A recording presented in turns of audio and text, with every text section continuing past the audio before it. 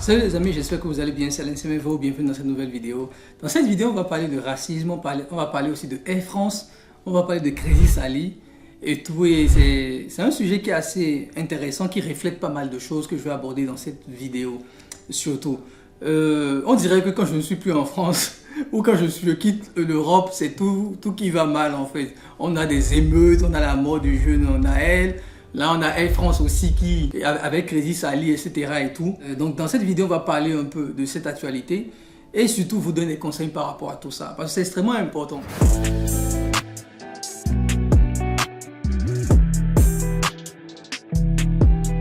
Sans plus tarder, on va rentrer dans le vif du sujet en même temps. Donc, si vous n'êtes pas un peu au courant, vous connaissez Crazy Sally, c'est une influenceuse noire qui a commencé au début sur YouTube en parlant de tresses africaines, donc comment passer au naturel, etc. Après, comme elle était juriste, enfin je pense qu'elle a fait des études de droit, elle parlait aussi beaucoup de l'interprétation de certains cas, souvent avec les rappeurs hein, et tout. Donc ça avait quand même beaucoup buzzé. Aujourd'hui, elle est devenue une influenceuse, elle a créé une série qui s'appelle Motherland où elle voyage en Afrique, elle présente les pays africains, etc. Donc vous la voyez à peu près partout, chez Brut, Combini, etc. Donc la totale, d'accord. Et du coup, qu'est-ce qui s'est passé? Elle a fait une vidéo il y a quelques jours, je pense la semaine dernière, où elle dit qu'elle a pris son vol du Brésil vers Paris. Et il y a une hôtesse de l'air qui a commencé vraiment à l'agresser, à le mal lui parler, qui lui tient la main, et qui lui dit réveillez-vous, on va bientôt atterrir. Bref, l'hôtesse a été très désagréable envers Sally. Et du coup, elle a filmé un peu la scène, etc. Elle est partie se plaindre au commandant de bord de l'avion de Air France. Les gars n'ont pas soutenu, ils ont dit non, nous on fait confiance à notre hôtesse, et etc. On va appeler la police, tout ça. Et effectivement, lorsque l'avion a atterri sur Paris, ils ont appelé la police. Elle est partie en garde à vue pour s'expliquer. Et même les policiers ont trouvé l'affaire chiante. Ils se sont dit, mais attends, qu'est-ce que ça veut dire?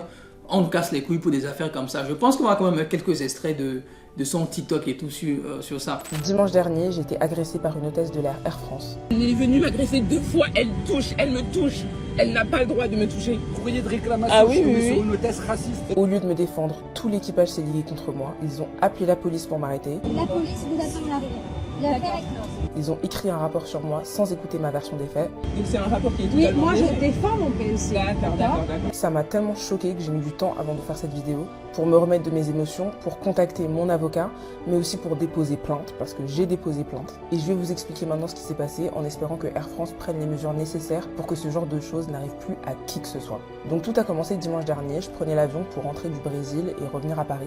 Je tiens à dire que je n'ai jamais eu de soucis avec Air France, habituellement ça se passe toujours bien. Mais là je suis tombée sur une hôtesse de l'air particulièrement agressive. Au moment du décollage, elle vient me voir moi en me disant d'une manière super agressive de mettre mon téléphone en mode avion. Chose que je fais. Je continue à naviguer sur mon téléphone qui est en mode avion, donc c'est autorisé. Mais elle revient vers moi et elle se permet d'agripper agressivement ma main avec mon téléphone et elle me dit « Votre téléphone, vous le mettez en mode avion ». Je la regarde sous le choc parce que j'arrivais pas à croire qu'elle s'était permise de me toucher. Et je lui dis « Mais mon téléphone, il est déjà en mode avion ». Et mon téléphone était déjà en mode avion. Vous m'avez touché. Il avait attrapé le bras violemment. Mais c'est pas terminé. À l'atterrissage, j'étais en train de dormir. En fait, j'ai dormi pendant tout le vol, donc j'avais ma couverture sur la tête. Je ne savais pas ce qui se passait autour de moi. Et là, en fait, cette hôtesse, elle est arrivée, elle m'a arraché la couverture. Donc je me suis réveillée d'un coup et elle était en train de me crier dessus. Vous mettez votre ceinture, on va atterrir, vous mettez votre ceinture. Là tout à l'heure, je suis en train de dormir. Elle retire ma couverture, elle prend ma nourriture, elle part avec et elle me crie dessus. C'est une manière de traiter un client, je ne pense pas. Et pendant que je dormais, les hôtesses m'avaient déposé, vous savez, des petits goûters sur la tablette. Donc ma tablette était sortie et elle continue à crier « Et votre tablette, vous rangez votre tablette, etc. » Et donc j'étais tellement choquée que je lui ai demandé si elle avait un problème avec moi parce que là, elle était insupportable. Et là, elle me dit « Ah, vous pensez que je suis insupportable? Bah vous allez voir, je vais appeler ma responsable. » Responsable qui arrive, moi je suis sous le choc, j'essaye de lui expliquer ce qui se passe. Tout ce qu'elle trouve à me dire, c'est « J'ai pas envie de vous écouter, on va atterrir. » Elle range ma tablette parce qu'elle a capté que moi je bougeais plus, j'étais vraiment sous le choc. Et l'hôtesse dit quoi? « Je vais écrire un rapport sur vous allez voir, on va pas en rester là. » Et sa responsable qui me jette un carnet avec marqué dessus les passagers violents s'exposent à des sanctions. J'étais tellement choquée que c'est là que j'ai commencé à filmer, mon ami aussi, parce qu'on a senti qu'il y avait un truc qui n'allait pas. Les passagers ont commencé à me défendre en disant clairement que j'avais affaire à des hôtesses agressives. Et là, elles disent quoi? Qu'elles vont appeler la police pour moi, comme si j'étais une criminelle alors que j'avais rien fait. Tout l'équipage a commencé à s'y liguer, ils ont commencé à écrire un rapport sur moi en inversant les faits, en disant qu'en fait c'est moi qui étais agressive, que c'est moi qui avais agressé l'hôtesse. Oui, ma je ma marque version des que faits. vous avez très mal répondu au PNC. D'accord, d'après les dires de madame, uniquement, et pas d'après les noms. Donc c'est un rapport qui est Oui, totalement moi je défait. défends mon PNC. D'accord. Et après, ils ont attendu que tout le monde sorte de l'avion pour m'amener au bout. Il y avait 3 policiers qui m'attendaient. Franchement, ça m'a tellement choquée. J'étais en larmes, en fait, de voir à quel point on peut se retrouver devant la police pour rien, à quel point ils peuvent mentir. Ça m'a vraiment fait froid dans le dos de vivre une expérience pareille. Et le truc de dingue, c'est que quand j'ai donné ma version des faits à la police, même eux, ils n'ont pas compris pourquoi est-ce qu'on les avait fait se déplacer pour ça.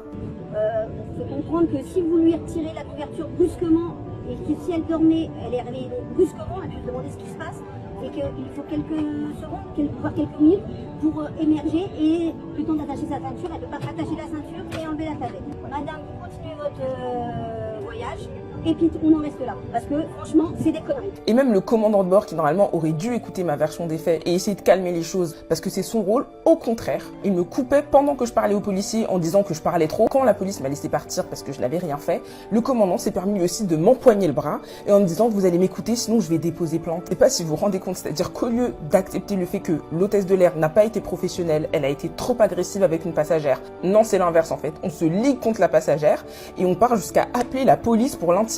Mais comment c'est possible en fait? Sally, en fait, ce que je veux analyser ici dans cette vidéo, c'est qu'elle a été très intelligente. Sincèrement, je me dis quelque part qu'elle savait un peu ce qu'elle faisait, dans le sens où elle s'est dit putain, toi je vais te niquer.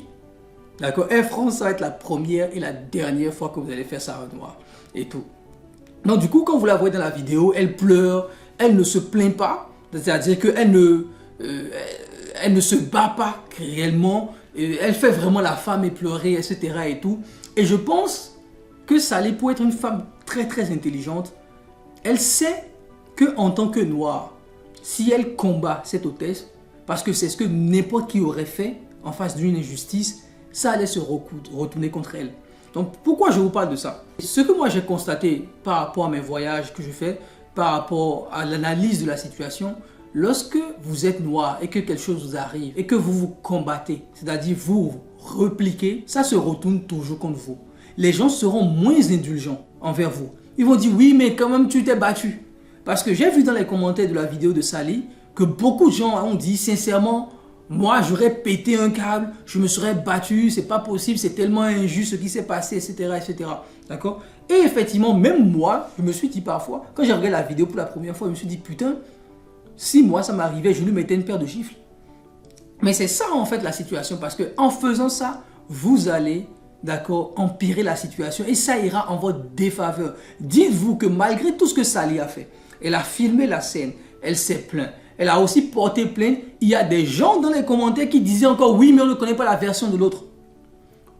Présomption d'innocence, on ne connaît pas la version de l'hôtesse de l'air.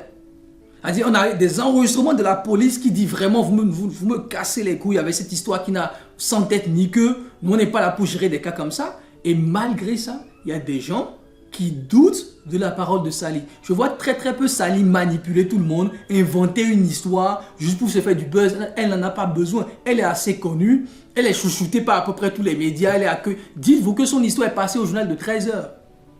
C'est pour vous dire à quel point les gens ont pris son histoire pour une réalité et qui l'ont vraiment soutenu. Donc je vois très mal le fait que Sally soit partie mentir pour créer une sorte de buzz pour elle, pour créer de la pitié, etc. Je vois très mal cela. Mais par contre, je sais que quelque part au fond d'elle, Sally sait que en tant que femme noire ou en tant que noire, de personnalité noire, si elle se bat derrière, les gens ne vont pas être indulgents avec elle en fait. Parce que les gens de manière générale ne sont pas indulgents avec les noirs. C'est ça qu'il faut.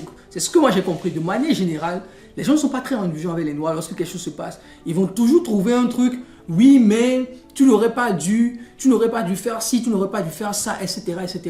Et pour moi, ça va directement en relation avec ce qui s'est passé avec l'histoire de Naël ou de façon générale, ce qui se passe souvent avec les Noirs, lorsque la police vous arrête, etc. Les gars, faites la méthode Sally. Soyez coopératifs. Essayez vraiment de calmer vos émotions au maximum. D'accord? De ne pas vous déchaîner, de commencer à vouloir vous bagarrer, etc. Dire oui, jamais on ne me parle pas comme ça, etc. J'en ai marre. Parce que cette histoire de Air France, pour revenir à Air France, d'accord? Ce n'est pas la première fois. La preuve, il y a pas mal de personnes qui ont envoyé des messages, même des employés d'Air France, qui envoient des messages à Sali en disant que Air France, ils sont comme ça. Ils ne respectent pas leur clientèle africaine. Air France annule des vols, d'accord? Au lieu d'envoyer les gens à l'hôtel, on dit aux gens d'aller dormir, on leur donne des bancs pour dire de dormir là-bas avec des couvertures. Air France ne respecte pas la clientèle africaine. D'accord?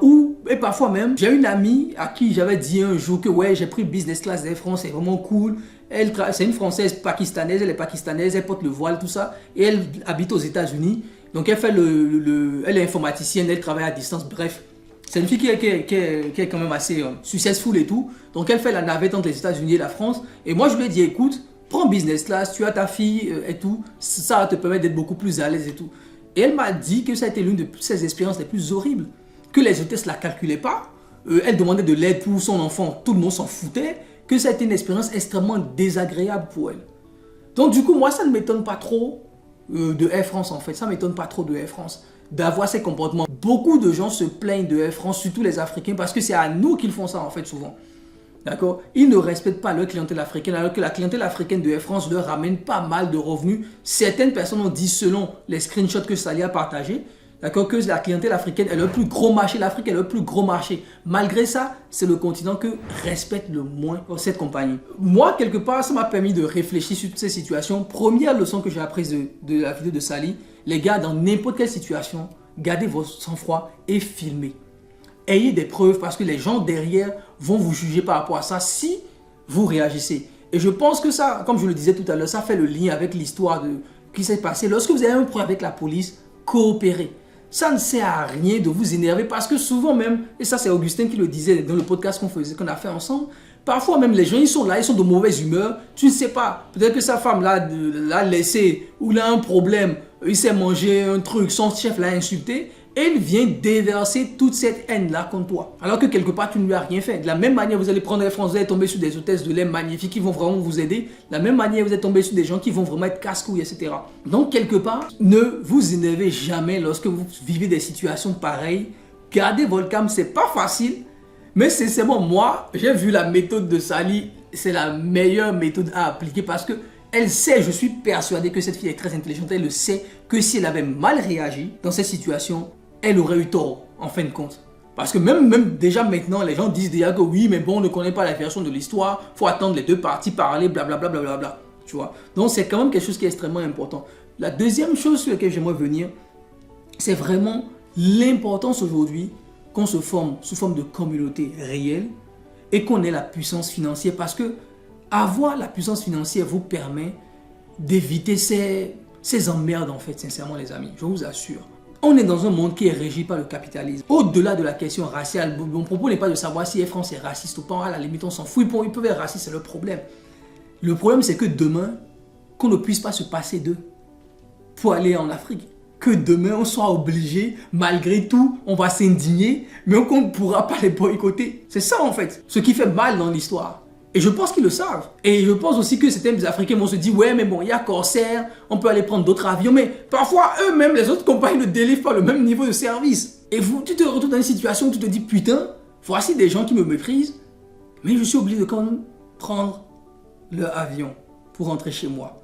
Et ça rentre dans une situation, en fait, qui est une situation extrêmement déplaisante à vivre. Et c'est pour ça que quand vous avez votre liberté financière, quand vous avez les moyens, vous pouvez choisir. Sincèrement, et je pense que c'est le plus important, c'est cette liberté de dire non. C'est cette liberté de dire, ok, on me fait chier ici, je peux quitter. Je vous le dis, je suis en Estonie maintenant, ça fait maintenant 2 ans, peut-être que je ferai une autre vidéo sur l'Estonie et tout. Je vis très bien, on m'emmerde pas du tout. Mais je sais que si quelque chose se passe demain, je peux quitter rapidement. Et c'est ça en fait, beaucoup de personnes, beaucoup d'Africains vont subir des choses, vont subir des humiliations, mais on ne peut rien faire parce qu'on n'a pas la puissance financière, on n'est pas assez organisé en communauté pour avoir nos propres trucs. Parce que ce que Air France fait là, la manière dont Air France traite sa clientèle africaine, elle ne peut jamais faire ça à une clientèle chinoise. Elle ne peut pas le faire à une clientèle chinoise.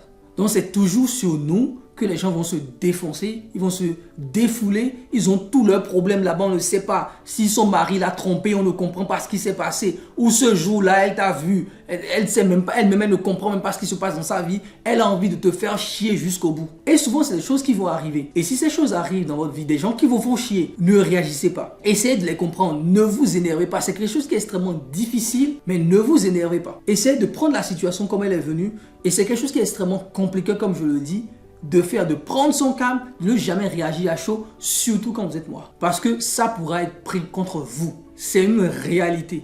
Regardez tout ce qui s'est passé. Il y a eu des gens qui ont défendu, même regarde, il y a eu des gens qui ont défendu le policier de George Floyd. Les gens l'ont défendu. Les gens sont allés chercher dans son passé en disant que oui, mais pas le passé, il a volé, il a fait. Oui, mais ça n'excuse pas le fait que le gars l'ait tué. Ça n'excuse pas. Mais c'est la réalité dans le monde qu'on vit aujourd'hui. C'est cette réalité en fait. De savoir que vous devez vraiment, je vous le conseille, en face des situations désagréables, gardez votre contrôle. Et je terminerai cette vidéo en vous recommandant le livre qui s'appelle Les lois de la nature humaine. Ça a été écrit par Robert Greene, le mec qui a fait les 48 lois du pouvoir, Excellence, Power, etc. et tout. C'est un mec qui est extrêmement connu, qui a écrit des livres best-sellers, qui écrit un livre sur la nature humaine et qui explique toutes ces émotions-là en fait, qui explique tous les biais possibles. Et c'est un livre que je vous recommande, Les lois de la nature humaine, c'est sur Amazon, achetez-le et vous allez comprendre pourquoi les gens réagissent d'une certaine manière et surtout savoir comment vous pouvez vous contrôler dans cette situation-là. Et je pense que Sally a été vraiment le meilleur exemple. En regardant sa vidéo, moi je ne pensais que à ça. Parce que tous les commentaires, ouais, j'allais me déchaîner, j'allais faire ci, je me suis dit, elle a eu la bonne attitude. Parce que je suis persuadé quelque part, je ne la connais pas du tout, qu'au fond d'elle, elle sait que si elle réagit mal, parce qu'elle aurait pu réagir mal, elle aurait pu dire arrêtez de me faire chier, arrêtez de faire ci, je m'en fous, foutez-moi la paix, elle aurait pu crier aussi, etc. Parce que je sais que d'autres personnes auraient pété un... Moi, avec le recul, je me dis, bon, sincèrement, j'aurais pété un câble. Mais derrière, ça va vous desservir.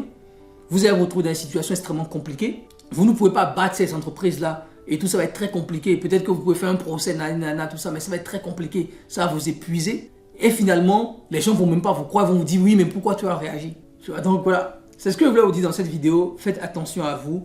On est dans un monde qui est extrêmement complexe. Et surtout en tant que noir, je ne suis pas dans l'histoire de victimisation, etc. De toute façon, vous connaissez ma conception du racisme. Hein. Beaucoup de gens m'ont insulté par rapport à ça.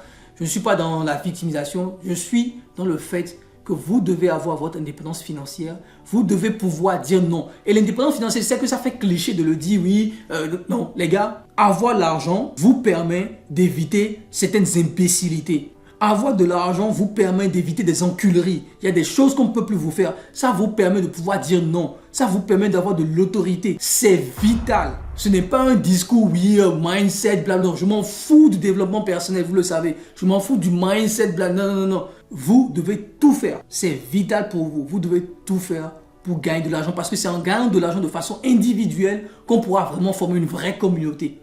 C'est pas autre chose. C'est parce que les Chinois, chacun organise son truc, à son restaurant, à son truc, et dans tel business qu'on arrive à s'associer.